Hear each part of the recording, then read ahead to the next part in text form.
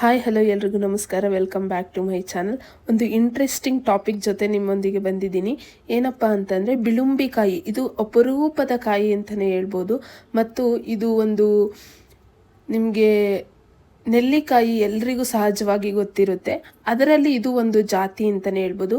ಮತ್ತು ಇದು ತುಂಬ ಕಡಿಮೆ ಸಿಗೋದು. ಸಕ್ಕರೆ ಕಾಯಿಲೆಗೆ ಇದೊಂದು ಒಳ್ಳೆ ಔಷಧಿ ಅಂತ ಹೇಳ್ಬೋದು. ಯಾರ್ಯಾರಿಗೆಲ್ಲ ಸಕ್ಕರೆ ಕಾಯಿಲೆ ಇದೆ ಸೊ ಅವರು ಖಂಡಿತವಾಗ್ಲೂ ಇದನ್ನು ಟ್ರೈ ಮಾಡಿ.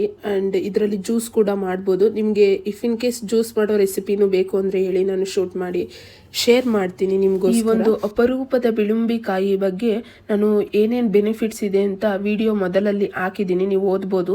ಆ್ಯಂಡ್ ಗೂಗಲಲ್ಲೂ ಸರ್ಚ್ ಮಾಡಿದ್ರೆ ಸಾಕಷ್ಟು ವಿಚಾರಗಳು ಇದ್ರ ಬಗ್ಗೆ ನಿಮಗೆ ಸಿಗ್ತದೆ. ಉಪ್ಪಿನಕಾಯಿ ಹೇಗೆ ಮಾಡೋದು ಅಂತ ಅಂದರೆ, ಬಿಳುಂಬಿಕಾಯಿನ ನೀಟಾಗಿ ನೀರಲ್ಲಿ ವಾಶ್ ಮಾಡ್ಕೊಳ್ಳಿ, ಒಣಬಟ್ಟೆಯಲ್ಲಿ ಒರೆಸಿ ಇಡಿ. ಯಾಕೆಂದರೆ ಉಪ್ಪಿನಕಾಯಿ ಜಾಸ್ತಿ ದಿನ ಯೂಸ್ ಮಾಡಬೇಕು ಅಂತ ಅಂದರೆ ವಾಟರ್ ಕಂಟೆಂಟ್ ಇರಬಾರ್ದು. ಸೊ ಹಾಗಾಗಿ ಎಷ್ಟು ಡ್ರೈ ಇರುತ್ತೆ ಅಷ್ಟು ತುಂಬ ದಿನ ಬಾಳಿಕೆ ಬರುತ್ತೆ.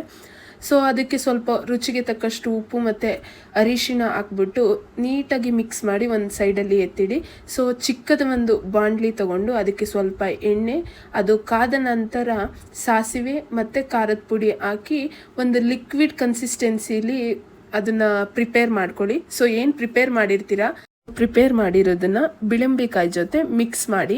ಸೊ ಮಿಕ್ಸ್ ಮಾಡಾದ್ಮೇಲೆ ಆಫ್ಟರ್ 2 hours ಅದನ್ನು 2 hours ಹಾಗೇ ಇಡಬೇಕು. ಸೊ 2 hours ಆದಮೇಲೆ ತಿಂದರೆ ಸ್ವಲ್ಪ ಹುಳಿ ಇರುತ್ತೆ. ಅದೇ ನೀವು ಇನ್ ಕೇಸ್ 2 days ಆದಮೇಲೆ ತಿಂದರೆ ಆ ಹುಳಿ ಮತ್ತು ಆ ಖಾರ ಉಪ್ಪು ಎಲ್ಲ ಮಿಕ್ಸಾಗಿ ಒಂದೊಳ್ಳೆ ಟೇಸ್ಟ್ ಕೊಡುತ್ತೆ. ಸೊ ಬಾಯಿಗೆ ಹಿತವಾಗಿ ಇರುತ್ತೆ. ಈ ಬಿಳುಂಬಿಕಾಯಿ ಭಾಳ ಅಂದರೆ ಭಾಳ ಹುಳಿ ಇರುತ್ತೆ. ಸೊ ಹುಳಿ ಇದೆ ಅಂತ ತಿಂದಂಗೆಲ್ಲ ಇರಬೇಡಿ, ಭಾಳಷ್ಟು ಬೆನಿಫಿಟ್ಸ್ ಇದೆ. ಐ ಹೋಪ್ ಈ ಒಂದು ಹೆಲ್ತಿ ರೆಸಿಪಿ ನಿಮ್ಗೆಲ್ಲರಿಗೂ ಇಷ್ಟ ಆಗಿದೆ ಅಂತ.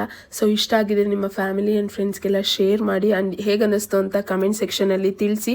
ಇನ್ನಷ್ಟು ಬೆನಿಫಿಟ್ ಈ ಒಂದು ಬಿಳುಂಬಿಕಾಯಿಯಲ್ಲಿ ಇದೆ ಅಂತ ನಿಮಗೇನಾದರೂ ಗೊತ್ತಿದ್ರೆ ನನಗೆ ಕಮೆಂಟ್ಸಲ್ಲಿ ತಿಳಿಸಿ. ಆ್ಯಂಡ್ ನೆಕ್ಸ್ಟ್ ವಿಡಿಯೋದಲ್ಲಿ ಸಿಗ್ತೀನಿ. Until then take care, have a good day.